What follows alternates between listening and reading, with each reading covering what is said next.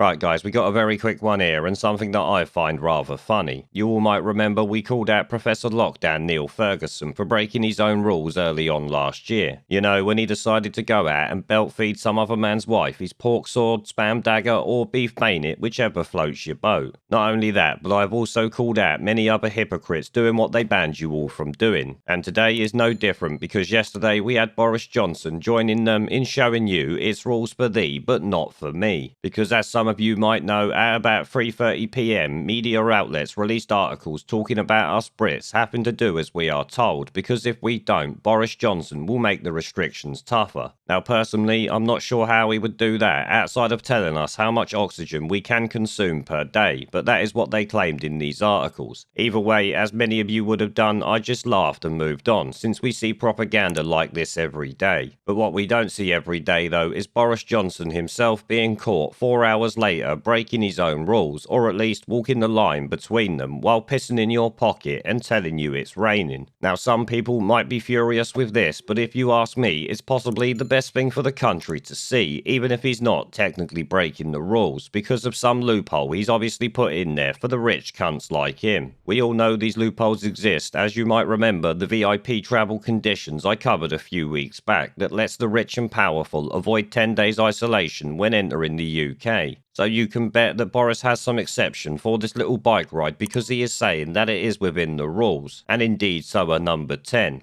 Meaning, if you guys want to go to the Olympic Park from another part of London, Boris and number 10 have literally stated it is within the law. Because I don't know about you, but it seems to me these rules are whatever these politicians need them to be at any given time, depending on how much power they hold or what they did wrong. But I'm sure, as most of you will know, the hypocrisy that we're seeing here is what I live for. I love calling out this shit, no matter who does it, because I know these politicians are all a bunch of snivelling shitweasels that deserve to be called out whenever we can. As many of you will know, I have no loyalty to any political party, and I never will. They do not serve the best interests of the people, despite you all paying for them, so fuck them. They only serve themselves, as I've said many times before. But like I said, I am actually glad that Boris Johnson has done this, because it will wake more people up, and that is always a good thing. So well done, Boris Johnson. You are finally doing something I agree with once again. Now sort your fucking life out before you end up gifting Labour an election win or chance at coalition government, you incompetent fuckpig.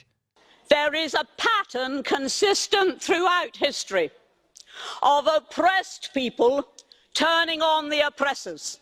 Slaves against their owners, the peasantry against the feudal barons, colonies, Mr. Verhofstadt, against their empires. And that is why Britain is leaving. And it doesn't matter which language you use, we are going, and we are glad to be going. We're off.